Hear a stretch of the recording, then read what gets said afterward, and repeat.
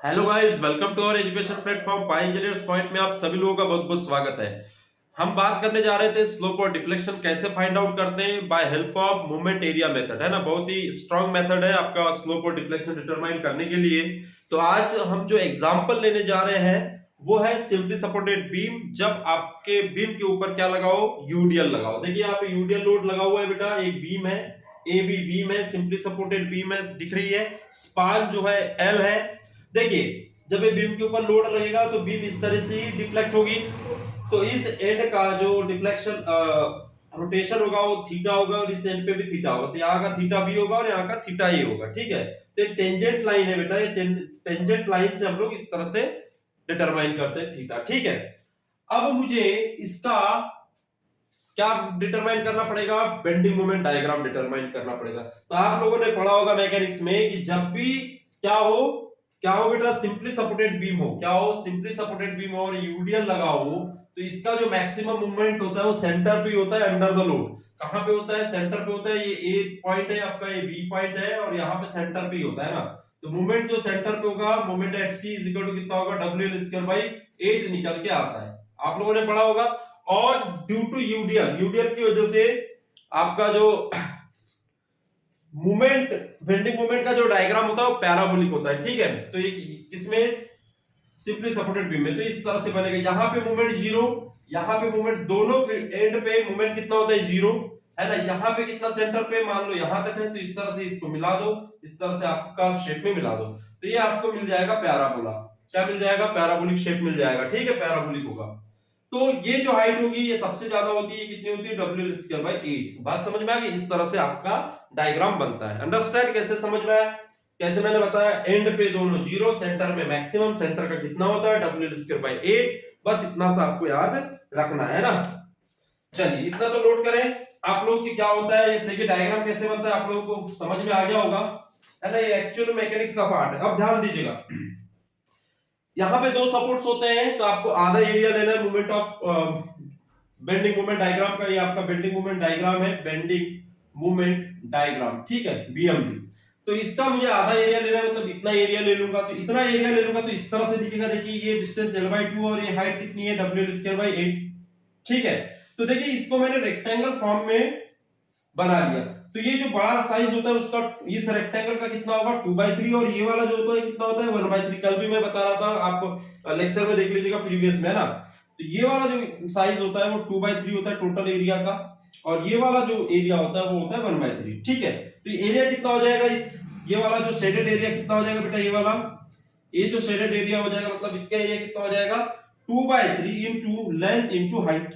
Length into height से क्या निकल जाएगा, पूरा रेक्टेंगल का एरिया, इंटू कर देंगे 2/3, तो इतने का एरिया निकल के आ जाएगा। ये वाला पोर्शन का एरिया निकल के आ जाएगा, मतलब ये निकल के आ जाएगा। अंडरस्टैंड, ये फार्मूला ही होता है ना, नोट कर ले, 2/3 लेंथ इंटू हाइट, ठीक है। ये निकल गया, इस इतना पैराबोला का इतना एरिया, ठीक है। तो area of bending moment diagram यहाँ क्या हो जाएगा, area of bending moment diagram is equal to कितना हो गया, 2/3 इंटू L/2 इंटू कितना हो गया, WL²/8। यहां से वैल्यू कितनी आ गई देखिएगा, 2 से 2 कैंसिल हो गया, 24 हो गया। 8 का मल्टीप्लाई 3 में कर दूंगा तो 24 हो जाएगा। तो यहाँ हो गया WL³ डिवाइड बाय 24 हो गया। कोई दिक्कत है, कोई प्रॉब्लम नहीं इसमें ना। तो स्लोप बराबर क्या होता है आप लोगों को फार्मूला पता है, area of bending moment diagram को फ्लेक्सुरल रिजिडिटी EI से डिवाइड कर दो। फ्लेक्सुरल रिजिडिटी, इसकी EI गिवन होगी, इस तरह से यहाँ पे गिवन होगी, है ना। तो EI की वैल्यू आपको हमेशा गिवन रहती है। तो EI से डिवाइड कर दूंगा तो मुझे क्या मिल जाएगा, स्लोप। तो स्लोप की वैल्यू क्या आ जाएगी बेटा, देखिए EI से डिवाइड करो, WL³ डिवाइड बाय आ जाएगा 24 EI। देखिए एकदम इजी मेथड है, फार्मूला याद रखने की कोई जरूरत नहीं। यदि आप भूल गए हैं तो आप इजीली इस मेथड से फार्मूला डिराइव कर सकते हैं। तो दिस इज माय स्लोप। अब दोनों एंड का स्लोप कैसा होगा, बराबर होगा, ठीक है। क्यों बराबर होगा, बिकॉज़ की सिमेट्रिक डायग्राम है। कैसा है, सिमेट्रिक लोडिंग है, सिमेट्रिक लोडिंग है, ठीक है। पूरे ओवर द स्पान आपका क्या लगा हुआ है, लोड लगा हुआ है, बराबर है ना, यूनिफॉर्मली। That's why. अब हम बात करते हैं एक्स बार क्या होगा। एक्स बार क्या होता है बेटा, एक सपोर्ट से, जिस डायग्राम को मैंने लिया उस डायग्राम के सेंटर से सपोर्ट तक की डिस्टेंस, तो ये डिस्टेंस जो होगी वो कितनी होती है, 5/8 होती है लेंथ का, है ना। यहां से जो होती है बेटा ये होती है 3/8, और यहां से यहां तक जो होती है 5/8 होती है। आप लोग सीजीएमआई में इसे देख सकते हैं, ठीक है। सीजीएमआई सेंटर ऑफ ग्रेविटी और मोमेंट ऑफ इनर्शिया आप लोगों ने पढ़ा होगा, तो वहां पे ये पढ़ा होगा ना। तो 5/8 यहां से आने की लेंथ कितनी, L/2, तो x बार कितना आ जाएगा 5/8 इनटू लेंथ कितनी है बेटा L/2। इससे डायग्राम, इतना ही डायग्राम ले रहे हैं ना अपन, हाफ ही ले रहे हैं है ना, तो इसलिए L/2। चलिए इतना आ गया। तो नाउ स्लोप डिफ्लेक्शन क्या हो जाएगा, y बराबर क्या होता है, area of bending moment diagram upon EI into x बार। तो यहां से बेंडिंग मोमेंट डायग्राम और EI की वैल्यू जो है वो आपके पास है WL का क्यूब अपॉन 24 EI है, कोई दिक्कत नहीं। और x बार की वैल्यू क्या है 5/8 इनटू L/2, ये भी वैल्यू है। जब आप इसको मल्टीप्लाई करते हैं 24 इनटू 8 इनटू 2 तो ये 384 आ जाएगा, देख लीजिएगा आएगा ही आएगा। और ये 5 है ऊपर तो 5W, L का क्यूब और L कितना हो जाएगा L to the power 4 upon नीचे आ जाएगा 384 EI। This is my answer. y is equal to क्या, y क्या है, डिफ्लेक्शन एट सेंटर। कहां पे निकला बेटा मेरा, डिफ्लेक्शन सेंटर पे मैक्सिमम होता है ना, यहां का डिफ्लेक्शन ही निकल के आ गया मेरा y। अंडरस्टैंड। तो this is my value of maximum deflection for simply supported beam and this is my slope for simply supported beam when UDL is acting. UDL मतलब यूनिफॉर्मली डिस्ट्रीब्यूटेड लोड, ये आपका UDL load है।